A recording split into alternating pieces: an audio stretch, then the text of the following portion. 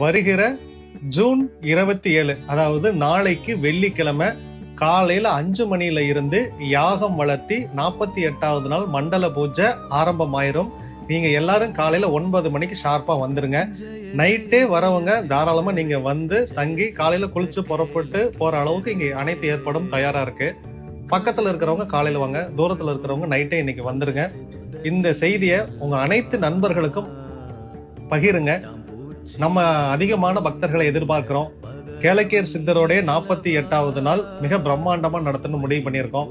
யாரெல்லாம் நீங்க எல்லாம் கும்பாபிஷேகத்துக்கு வரலையோ அவசியம் இந்த மண்டல பூஜை நிவர்த்தி விழாவுக்கு நீங்க அனைவரும் கண்டிப்பா வரணும்.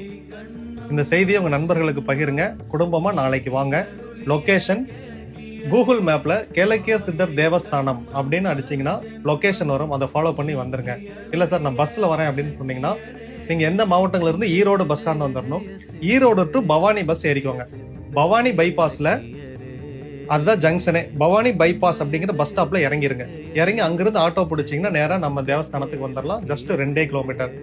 இல்ல நான் பவானி பஸ் ஸ்டாண்டே போறேன் அப்படின்னா நீங்க பவானி பஸ் ஸ்டாண்டு போய் கோபிச்செட்டிப்பாளையம் போற பஸ்ல ஏறினீங்க அப்படின்னா நீங்க எம்ஜிஆர் நகர் பஸ் ஸ்டாப்ல இறங்குனீங்கன்னா ரொம்ப பக்கம்.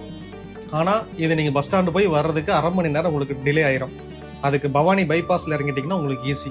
ஈரோடு டு பவானி வழியில இருக்கு. ஈரோடு மாவட்டம், பவானி வட்டம். கேளக்கேர் சித்தர் நமோ நமः.